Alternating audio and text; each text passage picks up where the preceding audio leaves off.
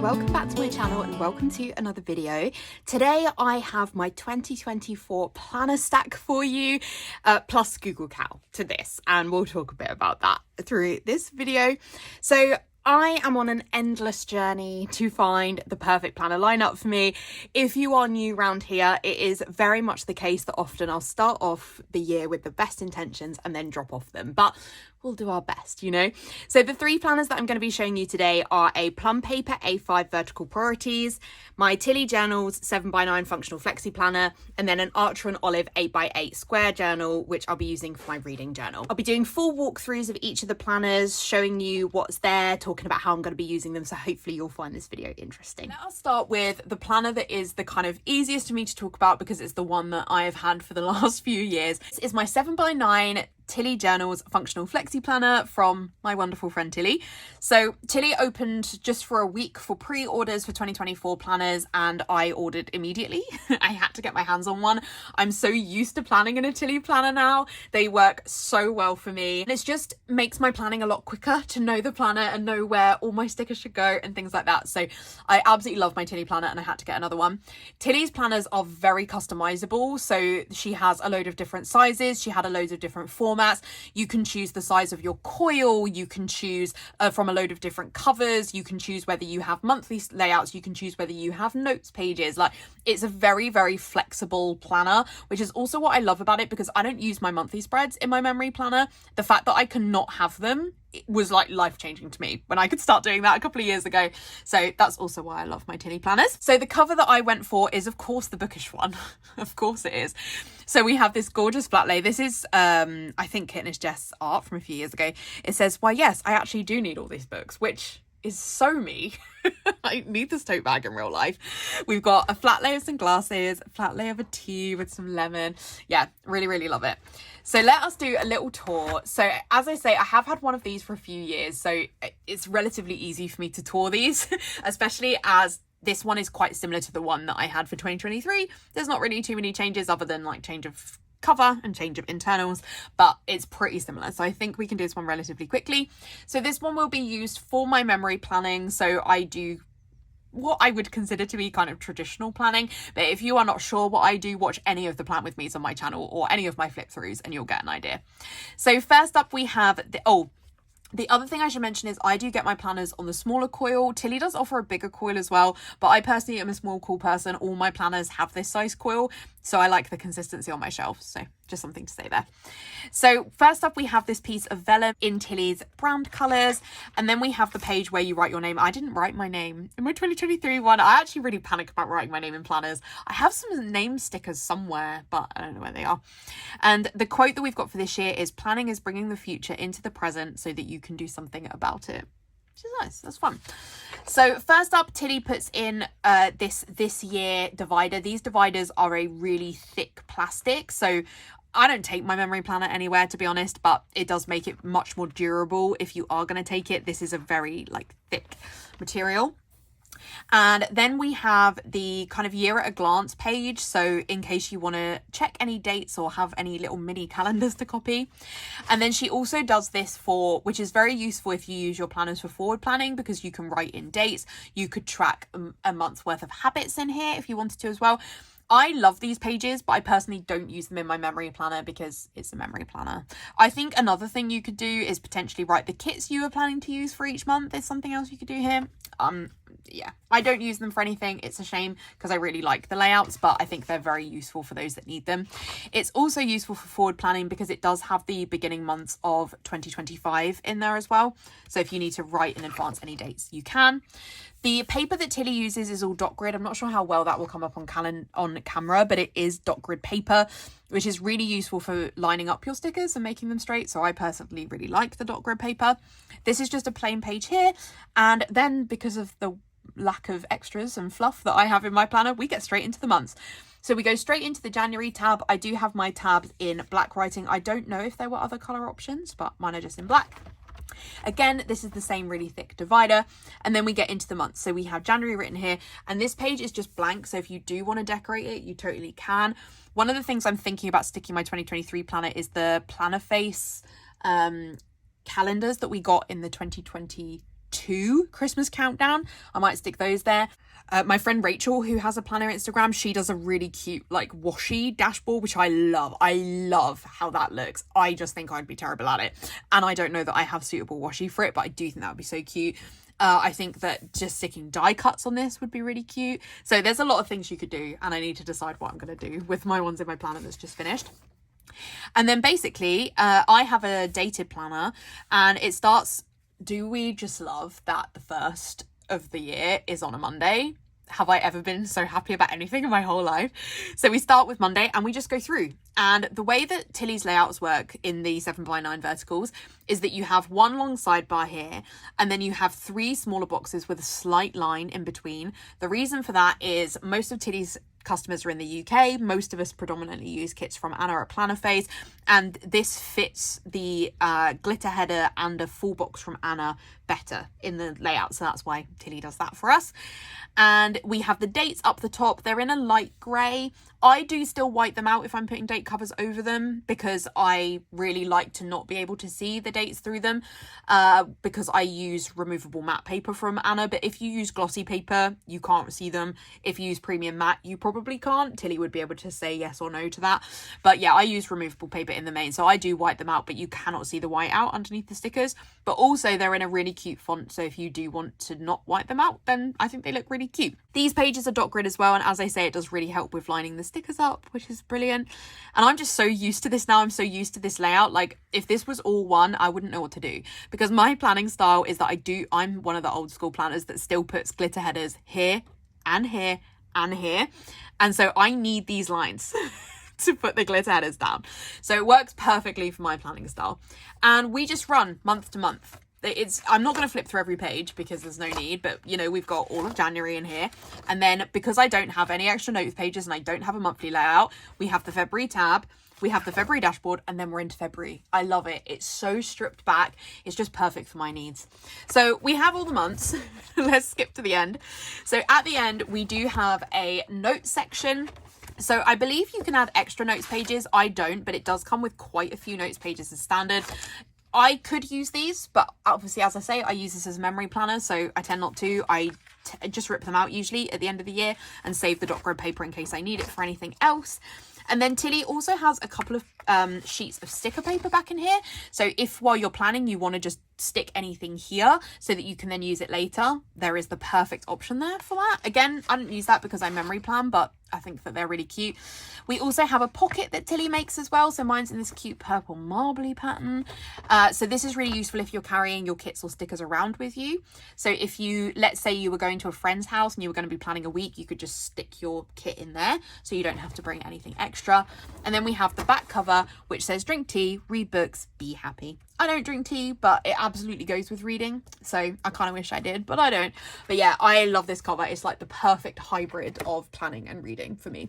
So that's going to be my memory planner. Very straightforward. It's the same thing I've done for the last few years because I love Tilly and I love Tilly's planners. So I have no need to change, but I wanted to show it because I love supporting my friends, but also because this planner is just so perfect for me that I hope it's fun to like hear me talk about it. So that's going to be my memory planner. Same thing I've been doing for the last few years. So here is where we change things up. If you have never watched any of my videos before, to give you some context, forward and functional planning is an endless goal that I have to find something that works for me. I use Google Calendar for shared events with Stuart, and it was life-changing for us to go to Google Calendar. I know that as somebody who has a planning YouTube and who all of her fun money is spent on planning supplies, other than books, I know that I should not be telling you that it is better to digitally plan. But friends, it's better to digitally plan. I exclusively used the paper planner for many years, right? But it was such a pain. I couldn't always write stuff down, especially when I moved out from living with my parents. I would have to be like, I can't write that down right now because I don't have my planner with me. And having a Google Calendar that I share with Stuart, where we have a joint calendar that we write shared things in, that we can move stuff around, that we can both see it, that we can put stuff for literally whenever, you know, when somebody sends you a wedding invitation for 2 years' time, it can go in the Google Cal. It was life-changing. So really, that is what I use for functional planning. At work, I use an Outlook calendar. So I do the majority of my functional planning digitally, okay? But to-do lists and notes and general life admin is still something I'm not great at. I do use the reminders on my phone often. I like even have to have reminders to like take my meds every day and stuff like that. But that only works somewhat because, to be honest, I often just overlook them. I often just glance over. So that doesn't always work. And I also will use the Notes app because I have a MacBook, so that transfers. So that works really well for some things. I use Google Docs for some things. My life is still quite messy. And I wanted to bring back some kind of paper functional planning for 2024. Whether I will use this for more than 2 weeks, I don't know, because I'm sure that if you wanted to, you could go back and watch the Hobonichi videos on my channel from this time last year, where I was like, the Hobonichi planner is going to change my life and I'm going to use this. And I used it for 3 weeks. 3 weeks. So I'm not really holding out hope. I would love to say that this will be the year, and I am kind of saying it, this will be the year. The first starts on a Monday, my life's going to change, but I do know myself well enough to know I will probably fall off the wagon after 3 weeks. But for those 3 weeks, we're going to be using a beautiful Plum paper planner. So I've never had a Plum paper planner before, but I do watch Taylor from Tattoo Teacher Plans. I've watched nearly all of her Plum paper videos, and I love the spreads that she does in them. And a few other people. There's not many people, to be honest, that use one these days. Julie's Plans has some videos using them, but it's not a very common planner in this format, which is the vertical priorities. But I feel like this format is going to work well for me. We're just going to try it, friends. Okay, we're just going to try. So let's stop that ramble. Let me talk to you about the actual planner. So the Plum planner is based in the US. So I did have to have this shipped to me. It was quite expensive shipping because the planners are quite heavy. This is a hard cover on the undated planners. I think that the dated planners have like a laminated one like Tilly's, and you can take them out and swap them over and stuff like that. These are not like that. These are heavy duty. These are like the Moxie Life covers. If you've ever had a Moxie Life, they're like hard. So it was more expensive to ship for that reason. So it's difficult for me to say whether or not I would recommend this for you if you are in the UK, because it was expensive. But this format, this layout is very particular. I've never seen another planner person do a layout like this, and that's why I wanted to try it. And I also wanted undated because if I fall off the wagon, which we know I will, I would like it to not be the case that I then just don't ever pick it up again, which I am a bit of a completionist, clearly a failed completionist. But so I often don't. I will just leave planners if they're not filled out. But anyway, we'll see. So the cover that I went for is this one. It's a really neutral, like white with light neutral flowers on it, which I thought was fun. There were more varied covers in the dated ones than the undated, but this was my favorite of the undated. And then it says Plum paper in gold. The coil is silver. I don't know whether you were able to change that. I kind of expect you probably were, but I just went for the silver one. And the size of this one is A5, so it's smaller than my Tilly planner, which is 7x9, that like standard size for vertical planning. This one is an A5, so it's smaller. The idea being that I could carry it around if I wanted to, because it's quite a lot thinner. And I do think you could throw this in a handbag. I mean, the coil's quite big, so I don't know, and I guess it's quite heavy, but I've often carried around a planner, so I'm quite used to the idea of just throwing in a planner. So we open it up, and we then get into some kind of extra things. So we've got some stickers for the tabs, which is fun, so that if you did miss out an entire month, you could then just tab the next month. So I probably won't advance do the tabs so that I don't mess it up for myself. So we've got big tabs and little tabs. I assume because maybe these are like 7x9 tabs, or maybe these are 4 monthly spreads. Actually, because they're not tabbed size. They're like rectangle size. And then these ones are tab size. So these ones are definitely for the tabs. These are on a thick premium sticker stock. And then we've also got some stickers down here, which is pretty typical of like bigger planner companies to include. It's just like random stickers you might use.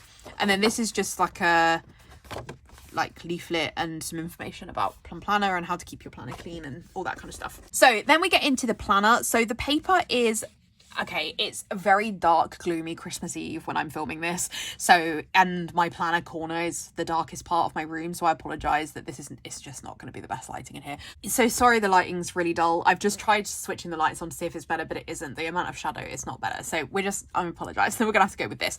But the paper is a bright white. I do prefer my paper bright white. So that works. And then it says, this planner belongs to, again, I'm a bit rubbish about writing my names in planners. And then we have this special date section. So this is similar to in the TillyJournals planner where you can write in key dates.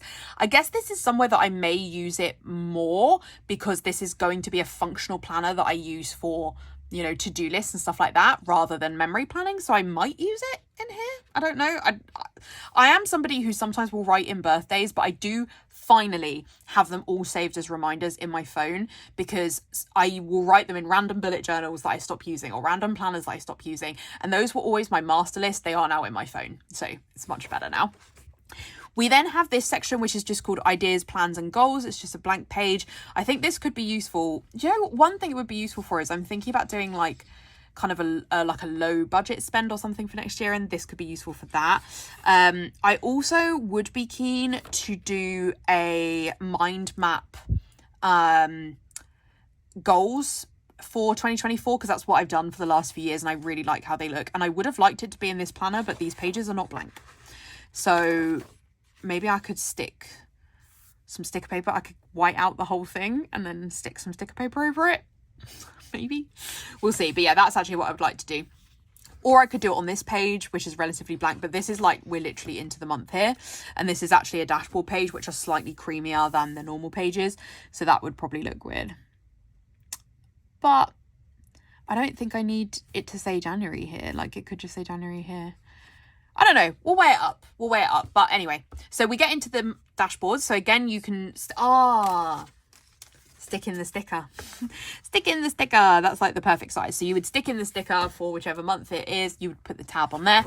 And then we get into the monthly spread. So this is the back of the dashboard. So this is a really like thick card stock if you did want to write anything there. And then this is like a laminated kind of sticker here. Then we have this, which has pretty standard for sort of functional planner layouts where you have like a blank bit, a dot grid bit, a box, and then you have all of the potential days of the month. Obviously not every month has 31 pages, but I assume they will all have 31. So you can write things there if you want to. So I'll have a think about if I want to use those pages for anything. We do have monthly spreads as well, which start on a Sunday. I apologise to my US friends, but I will just never understand why you start weeks on a Monday but a monthly spread on a Sunday. Like, I'll just never understand it. But this would be easy to redate. I redate all the time. And then you can obviously stick a sticker in there as well. Like Planner Face has monthly stickers. She also has days of the week stickers as well, so that's probably what I'll do. So we do have monthly spreads here. I don't know if I will be doing monthly spreads. I do still have my Laurel Denise planner. That's another functional planner I dropped off with last year, which I really love the Laurel Denise planners. They're so big. And I do have some Plan With Me's on my channel, so do check that out. I really love, like, the way that they work is very sensible for my brain. The downside is they're just big. You know, they're a big thing to have open, and my life's been too messy this year for me to have a planner taking up all my desk space. We've been having building work done for the last 6 months and it's just been too much. So I do still have it. It's undated as well, so I could just pick it up any month if I wanted to. But in that, I would do monthly Plan With Me's where I would plan in like what videos I was going to be filming. So this is probably what I would use this for if I was going to come back to YouTube on a more regular basis. I wouldn't put in plans in here because, as I say, they're in my Google Cal. And the downside of this is that one of the things I'd said when I unboxed my Laurel Denise planner is that I really love that everything is just open on one page. You've got your like month and your week and all your notes planning is just there in one spread. And I know that's how my brain works. This is not how my brain works, but we're back here trying something different anyway, regardless, because I'm just like this. But one of the downsides for me in the Laurel Denise was that I didn't do my weekly planning in it because it was too small for the weekly planning. So we will see what happens. But I liked that in that one, I didn't ever have to flick back to my months. If my months are here, I'm not going to flick back. So we'll see. I'm not too bothered if I don't do monthly spreads.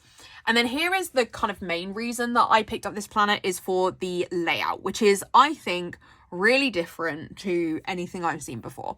So in this bit, you can put what the date of the week is, and then up here you can put if you have any particular like deco you want to do, decoration, or just writing some key notes for the week.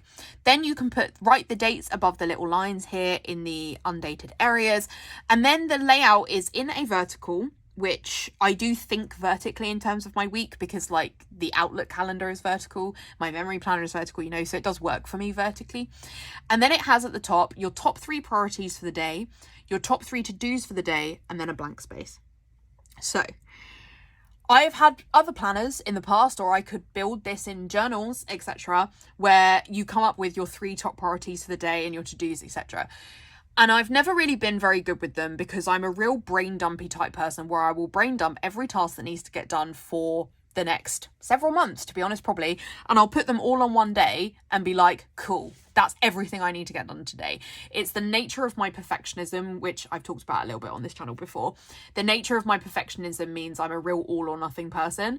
So what I'm trying to do in this kind of spread layout is to try and just reduce the amount that kind of needs doing each day. You know, I need to try and focus on actually what can my energy levels, which are very low, generally due to multiple chronic conditions / depression.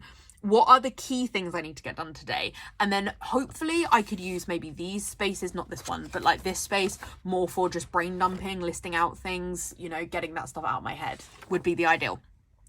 So this planner, it has those for Monday to Friday, and then Saturday is just lines. I don't know how I will feel about that. I think in some ways I think it's good, because I'm always better on a Monday. I'm not great on a Saturday and Sunday, and also I'm not going to be writing plans in here, and therefore I'm not sure what, like, really for a Saturday and a Sunday I do just need a to-do list, like what are the things that need to get done today, because I probably get more of my to-do list items done on a Saturday and Sunday. But I'm not planning to write what I got up to and all that kind of thing. So I'm hoping it will still be fine, but we'll see when I try it. And then over here, we've got a blank box here, which I think would work well if you wanted to write some gratitude for the week, or a key theme for the week, or just put some deco in there. And then we've got a 5-row habit tracker. I like this type of habit tracker. I did try and do some habit tracking just in a journal for like the last quarter of the year, and again fell off with that because that's who I am as a person. And I was tracking like everything, and that wasn't really a pressure tracking thing. It was to try and figure out if there were certain things that like linked with my depression around my period and stuff like that. But this would, I think, be useful for tracking like the key top habit tracker things I need to do. So like, did I work out, that kind of thing. So we'll see how that works. I'm very hit and miss with habit tracking. It will be interesting to then see what I use these spaces for. So let's talk a little bit about how I'm thinking about decorating this planner. So I'm not going to be using my like normal 7x9 planner kits, right? I'm not going to be using those. That would be such a waste in a planner like this. I do have 2 large planner face albums full of kit leftovers. So I've talked a lot about it on my channel. I have some videos up on my channel where I've spoken about like all my kit leftovers. If a kit, a standard vertical kit that I buy from a shop, usually planner face, but SPC I feel works well for this as well, especially in the mystery formats, have multiple full boxes that are left over after I have finished doing the spread in my standard vertical, I will keep all of the leftovers. Because I am somebody, you can tell through this video, that moves around planners all the time. I just have many times. I have many videos on the channel where I've talked about it. I did a video on my channel called To All the Planners I've Loved Before, where I talked about like every planner I've ever picked up and dropped. And I have in some of those planners used the standard vertical kit and then drop the planner after 3 weeks. That is such a waste of money to use a kit that I wanted to use for something else. And the reason I use those is because I'm trying to commit to the planner. I'm trying to say to myself, use this planner for the whole year. And by using a kit I want to use, hopefully I'll do that. And I've come to the realization that I don't have to put that level of pressure on myself. I inevitably will probably drop the planner, and so I want to try and not waste kits, right? So I do have leftover standard verticals, which would be great to use in this because they're not ones I could use in a standard vertical spread again. So they're perfect. I've already used the kit, right? I've already used all the boxes I love the most. So it's just the leftovers that would go in here. I also have some journaling kits that I have in a Simply Gilded. Little bit of a warning that I do have some Planner Face mystery ones in here. I'm not going to show them all, but that's mostly where I get my journaling spreads. So I do have some like spare Coffee Monsters Co ones. I was subscribed to the Coffee Monsters Co. I don't know which one, but like the one where you got both of them, pen pal and snail mail, the joint one. I was subscribed to that for part of this year. I have unsubscribed now. Not because I don't like Helen's stuff, I do, but I don't, that's not where I need to spend my money right now. So I have some of those that are in here, which would work really well in here.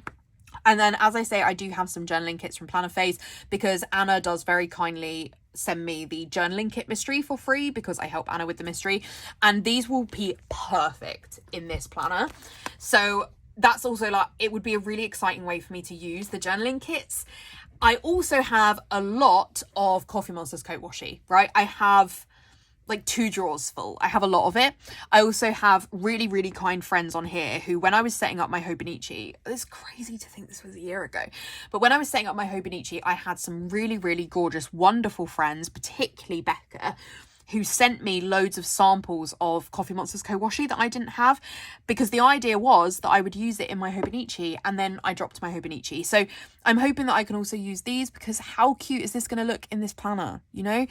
So that's the plan. And right now, I'm really excited about it. Ask me in 3 weeks how I feel about it. But right now, I'm hoping this will help. One of the things I was saying to Stuart this morning, actually, is that I think the side effect of my antidepressants is it gives me quite extreme brain fog. And I struggle to process information in the same way as I did before. And I need to write some stuff down. So we'll see. I'm not holding out hope because I know what I'm like, but if I could surprise myself, it would be great. So the planner runs just like that, month after month after month. And let's have a look at the end, because I haven't actually properly looked at this because I was waiting to do it with you. So we get to the end and then we have some line pages. We have some spare dot grid, which I'm always a fan of, especially in a forward planner, because I would drop random notes in here. I actually could probably do with more, like as many as in the Tilly one. We then have name and addresses. I'm not going to use this because I just don't feel comfortable writing that kind of information down in a paper planner. If I lose the paper planner and I've got loads of people's addresses and stuff, no, I save this information in my phone. So I'll probably rip that page out. I will never understand why any paper planner encourages writing down passwords in it on paper. Friends, do not do this. There are many free things you could do. Just use Google passwords and save your passwords on there digitally. Do not put them written down on a piece of paper in a planner if you take it out of the house. And even if it's in the house, I would question whether you should do this. Anyway, and so yeah, I'll probably rip those out. And then in the back, we have, oh, this must be is this a pocket? Yes, sorry, I couldn't see that in the light. So it's a pocket here as well. So you can put some stickers in there. And then we're at the end.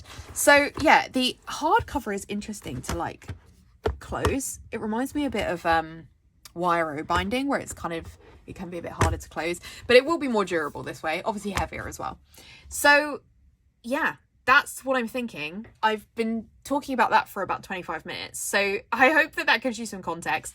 And as I say, I film one of these every year. It's just what I'm like as a person. I buy a new planner, I drop it. But hey, if I could not, wouldn't that be nice? I may or may not do plan with me's with this planner. I would really like to. The issue is that if sometimes I then won't do the spread because I think I need to do the plan with me. So I'm going to try not to get into a mindset where I have to be a completionist and do every plan with me with this. If I happen to want to film it, I'll film it. If I don't, I won't. I think it's really the attitude I have to go into 2024 with. And we'll see how I get on. In terms of the pen I'll be using, I guess I should have probably done a pen test. That's usually one of the things I do when I get a new planner. I'm not going to do it in the Tilly one because I already know. So the main pen I use is a Sharpie S Gel. So I have a box of new ones sat here. So let me test the, because I think some people have had issues with stickers in the Plum paper. I think it has like a particular, I think it's very smooth paper or something. So let's see. That writes nicely, in my opinion. I mean, the Sharpie S Gel is a nice pen, but that writes nicely. Do I have any other pens sat here? I mean, maybe I'll use a friction pen, I guess, actually, in this, because it's like a forward planner. I actually maybe won't use a Sharpie S gel, so maybe I'll use a friction. I don't think this is a... Why do I just keep getting out the same pen over and over? Here's a friction pen. So this is an erasable pen, if you don't know the friction pens. And I was using these in my... What was I using them in? My Laurel Denise. And I did actually really like it in there because it's a lot darker ink than ones I've used before. So this is a Friction 0.5 Pilot. Is that what they have? Oh, Synergy, that's it. I mean, that writes nicely as well. I'm actually really happy with that. And then this pen is the Uniball 1 in 0.5 as well. How do I use this one? I think I used this one in my Hobonichi. It's also very nice. So they all write really nicely. Should we test some pens as well? So let's test a mild liner. So this is just a purple one. I mean, I'm not really sure what I'm testing there. I guess, should we test smudge? Where did I just put the friction? So let me just write again. Let's test the highlighter. Okay, well that did smudge, but I didn't leave it at all, did I? So I don't know. I'm not sure if that's specific to the paper or not really. Oh, I'm not very good at pen testing. Oh, I need the one I already opened. I don't want to open a new one. To be honest, I usually just highlight first and write afterwards so that I don't cause smudging. Yeah, that did smudge a bit as well. But it could be the pen, you know. So that's basically all I plan to use. So I don't feel we need to really test other things. I mean, I've got a Tombow Fudinesque here, which is a brush pen. Oh, the feel of that is wonderful. I don't know how you spell Fudinesque. I'm rubbish at brush lettering. Can you tell? Oh, that was so smooth though. So the paper I think is really smooth. It's really nice to write on. But yeah, I think I have seen that people have had issues with stickers before, but I'm not too worried, really. I'm just not. So last up we have my reading journal, for which I'm going to be using this Archer and Olive 8x8 square journal. I feel like this is very much the in journal to be using in the book community right now. So I'm so excited to have my hands on one. This is the one that I got, which has a gold postcard on it. The design that I really wanted, which was the books with the coffee cup on top, was out of stock. They are doing a pre-order right now for them, so I may have to pick one up as a pre-order for next year. We will see. But I decided to go for this one, A, because it was on sale, so that was the real bonus, but also because I really like the neutral colour and the postcard reminds me of the book Divine Rivals. It's not really anything linked to, but like Divine Rivals is about sending letters and this is a postcard. And I just thought it just reminded me of it. Okay, so that's why I decided to get this one. For the last, we can questionably say year. I did fall off with it about halfway through, but I did really well until then. I've been using an A5 Yop and Tom in blush pink for my reading journal. So I've talked a lot about this on my channel already, but I'll give a quick summary in case you haven't seen any of my reading journal videos. I really like the colour of this. I love the moon on it. I like the paper. I got used to the dots, which are a darker grey than I was expecting. Downside of this notebook is it just gets really grubby and it doesn't go anywhere. I don't know what it says about my space. But yeah, unfortunately, I haven't attempted to clean it, to be fair, but it's a very grubby little thing. And I just decided I wanted to use the square size, so that was why I went for this. So in terms of this notebook, it is a linen cover, whereas my Yop and Tom is like a sort of almost rubbery plasticky cover, but this is a linen one. I have had an Archer and Olive before. I have a blackout journal from them. I know that this is going to get filthy. So we're going to have exactly the same problem with this journal. I'm just so excited about the 8x8 size. I just have lots of like ideas for how I want my reading journal to look. So when we open up the journal, we've got this beautiful gold foil here. I love this. We've got the book belongs to page, and then it is basically just a dot grid journal. I can't remember how many pages it has. 120 or 160, something like that. I do need to sort of plan out what I want to do for my spreads, etc. And then we do have the Archer and Olive ribbons. So there's two of them, one of which has the little Archer and Olive. And it's interesting because somebody else said this on a video where they tuck it inside it then just like damage that page, which has happened. But yeah, so that's very cute. And then at the back we do have a pocket here.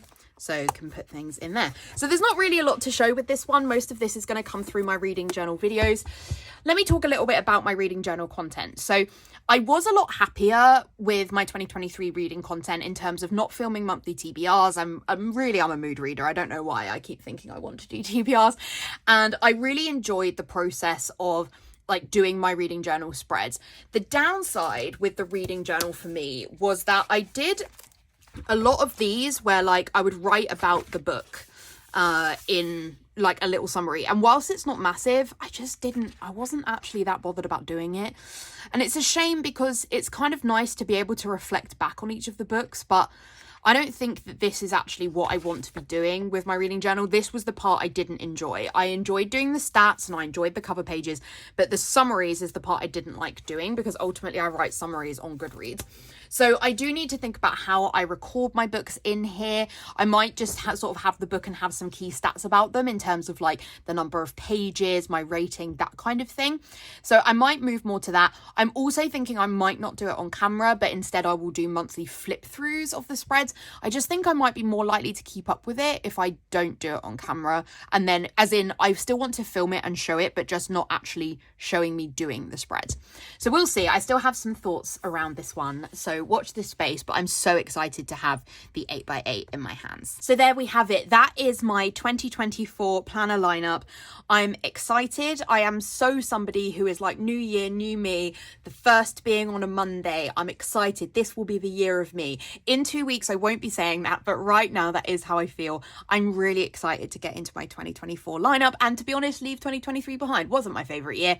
So I'm looking forward to just putting that one behind me. I have a lot of exciting things in 2024. You know, I'm getting married and I have a honeymoon and that kind of thing. So I'm going to try and really embrace the fun things that are coming in 2024. I really hope that you enjoyed this video. Please let me know down below what planners, journals, etc. you are using for your 2024 lineup, because I would love to know. I will be linking to these shops in the description down below. If you enjoyed this video, I would really appreciate a like. And if you haven't already, I would love it if you would subscribe. In the description, I will also have a link to my Instagram and my Goodreads if you want to check out any more content from me. Otherwise, I'll see you in my next video. Bye!